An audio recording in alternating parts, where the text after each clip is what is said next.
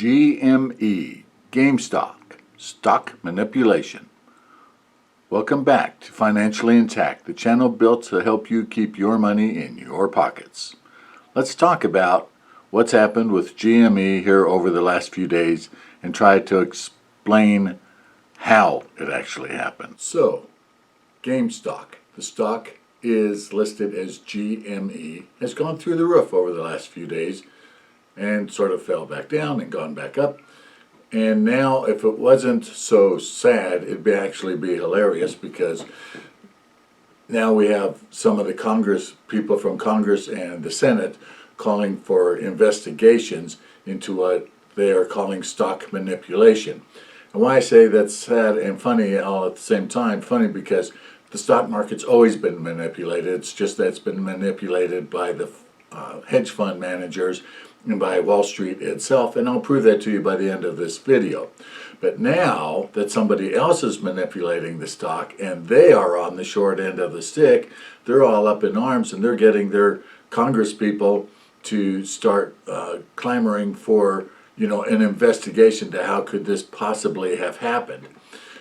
What happened is, and I'm going to show you all of this in just a second here, but there's a thing called short selling, and that's what started this whole thing. And this is one of the ways that Wall Street and the hedge fund managers have always manipulated the market. So short selling, the short version of short selling is this. You think a stock, they think or they know that a stock is going to go down, but they don't own the stock. So how they make the money is you have the stock. So they borrow the stock from you, and then they turn around and sell it on the open market. So let's say the stock, XYZ company, is selling for $100 a share, and they suspect that it's going to drop to $60 or $70 a share. So they'll borrow your stock from you, they sell it, they get their $100. But they don't pay you right away, they just hold on to their $100. What happens is, after the stock drops down to that $60 or $70 that they suspected it would do, they'll turn around and they'll buy the stock for the $60 or $70. They'll pay you back, they'll give you back your stock, and so they sold it for $100, they bought it for $60. It's just like if things were going normal and you buy a stock low and sell it high. Well, they sell high first and then they buy it low. And so that's how short selling happens. Well, I'm going to show you here in just a second. The short sellers were way, way out of line. It's because of pure greed. You'll see this in just a second. And this is what makes it funny, is because now who do they have or trying to get to fight their battle for them? But, the politicians. And the politicians and the hedge fund managers and the Wall Street boys, they're all subject to the exact same disease, and it's called greed.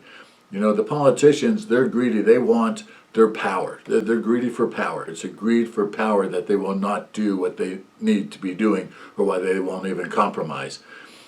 With Wall Street, it's pure greed on, they want to make all the money. They want to be the one who manipulates the market and lets you lose the money, and they make the money. It's pure greed. When you take the Wall Street's always been gambling, and it goes up and it goes down, and we know that. But when you take it to the extent they took it with GameStop, now it's just pure greed. So let me show you exactly what the guys who have been pushing up this stock, they start buying the stock, and it's called a short squeeze. So when all these people who have shorted the stock, well, they have to buy that stock back and pay it back someday. Well, if all of a sudden the stock starts going up instead of going down like they predicted, well, they have to cover that position. So if they borrowed it from you and sold it for 100, but now all of a sudden it's at 120, well, they don't want to buy it back at 120. They're going to lose $20 just to be able to buy it back to give you your stock back. But buying it at 120 is a whole lot better than buying it at 150. That would mean they'd lose another $30. So as it starts climbing up, more and more of these guys are going to jump in and cover their position and just eat the loss that they have, rather than watch it get to be a mega loss or a much, much worse loss.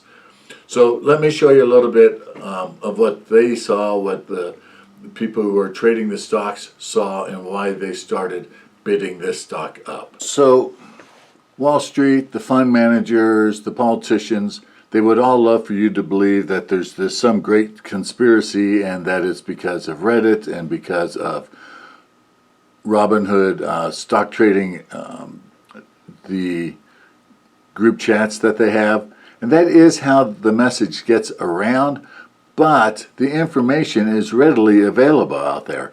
And here's the proof of it. This is a website called High Short Interest. And so it shows you the top stocks, all the stocks that have more than 20% of what's called their float out as stocks that are being shorted. In other words, the people sold those, they borrowed the stock and sold it. Well, when I say it's pure greed, if you look down here at GameStop, you will see that the short interest is 121% of the float. Now, last week it was even worse. Last week it was like 138% of float. So what does that mean? Well, the float is the amount of stock that's out on the open market available for trading. So many million shares. In this case, there's 51.03 million shares of available stock to be bought or sold. But they have shorted over 51 million. 121% of it is on the, they borrowed more than actually exists. Now, I know you may be wondering how can that happen, but believe me, when it comes to Wall Street and manipulation, anything is possible.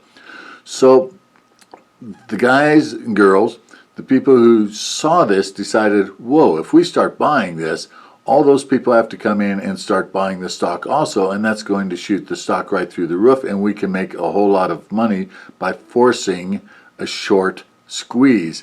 And so they started buying. Now, before I get over to that chart and start showing you that, I just want you to see, and I am not recommending, by far and away, I'm not recommending that any of you buy or sell any of these stocks.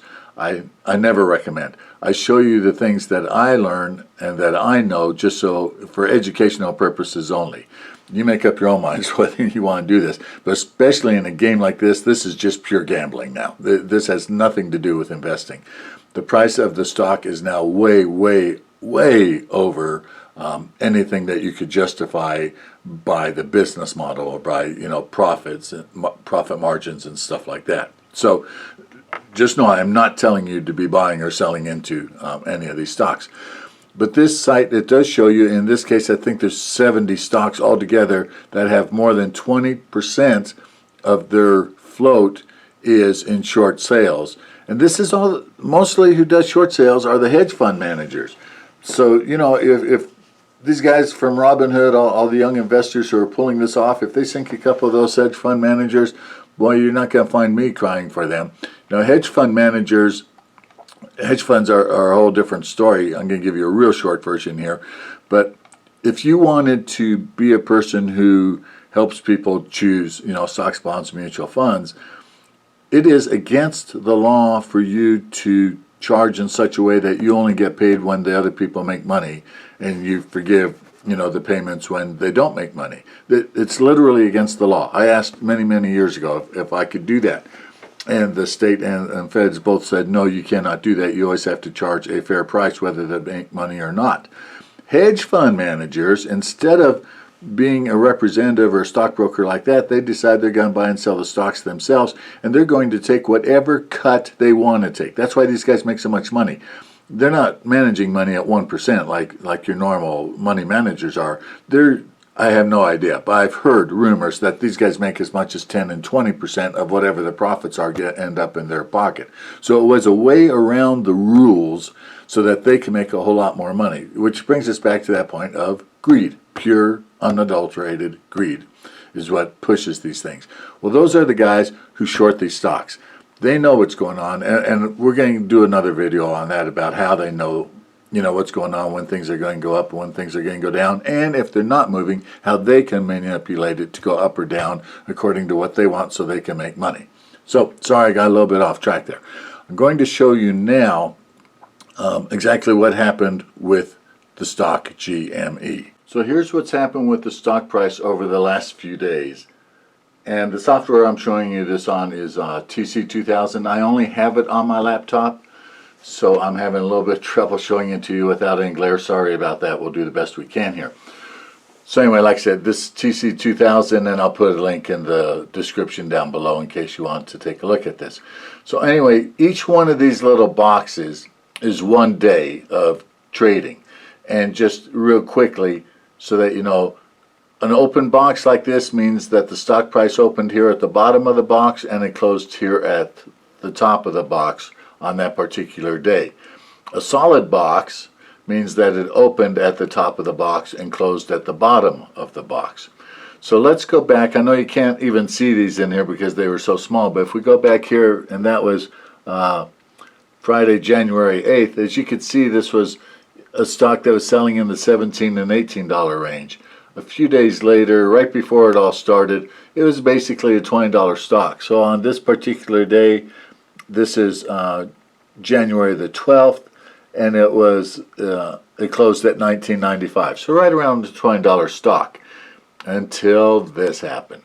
So this is January the 13th, and as you can see, it opened here at $20.20 and it closed at $31.40, which that's a 50% move from $20 to $30. That's a 50% move of a stock all in 1 day, and yet that was nothing compared to what was about to happen.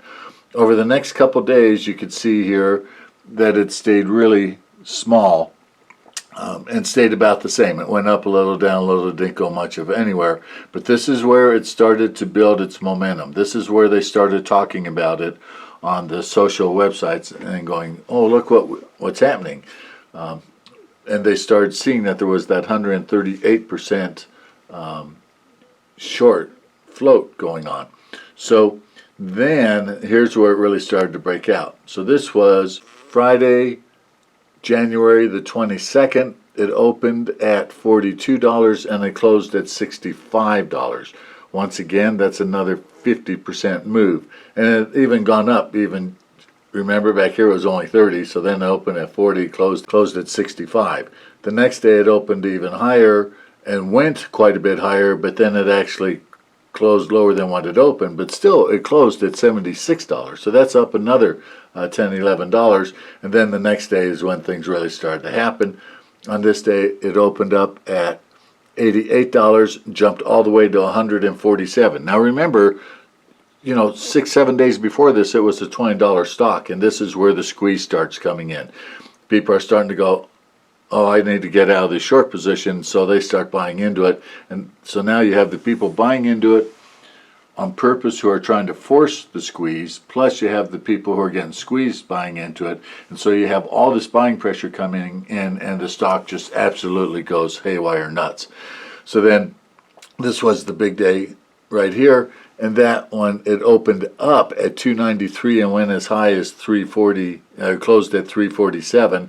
The next day is when they put in the stops. So Wall Street made the stock to where you could not buy it anymore. You could only sell it. Well, with all that selling pressure, of course, that drove the price of the stock back down. The next morning they opened up the stock again to normal trading. And so now you have all these people, especially the people who bought up here, they want out. Everybody knows that this thing isn't going to last forever. So now it's a battle. Can the young ones who decided to start buying this and cause the short squeeze outlast the super big hedge funds who have billions of dollars and can just hold on? Who's going to last the longest? And that's what we're facing now. So there you have it. That's what has caused the GameStop debacle, might be a good word for it. Like I said, I'm not telling anybody to buy or sell as far as that's concerned, but basics of the company have not changed. The company didn't come out with a new product. They didn't open new stores. They're not going to make any more money, or not much more money this year than they did last year. As a matter of fact, they've been struggling somewhat, like all retail places have struggled here during the pandemic. So this is totally a manipulated squeeze, and yes, it is manipulated. But the funny part is it's not manipulated by the people who normally manipulate the stocks. If If you want to hear more about that, and we're going to talk about that in the very next video, I'm going to show you that Wall Street manipulates the stock prices every single day, and they've been doing it for decades. So for them now to be sitting there and crying and boo-hooing over the fact that somebody put the squeeze on them, that doesn't bother me in the least. They had it coming. Sooner or later, somebody was going to figure out exactly how to do this to them. Kudos to the young people of our nation. They've gotten the first time through TikTok. They got the Trump campaign. I thought that was hilarious, and now they've got together through the Robinhood apps and everything else, and they've basically stuck it to the hedge fund managers. And to me, that's just frosting on the cake. It was due sooner or later. Something like this was going to happen, and it's good to see just how smart a lot of our young people are. It reminds me of when we were all young back in the 60s, and we had very little respect for our elders or the quid pro quo, things as they stand. So to me, it's kind of fun to see these young ones come up and learn the ropes of the game and being able to flip the table every now and then. So there you have it. That's today's video. If you like it, please subscribe. Please tell your friends. Please share it. It helps. I'd like to get these messages out to more and more people because, as always, my job is to help all of you guys keep more of your money in your own pockets. Talk to you soon.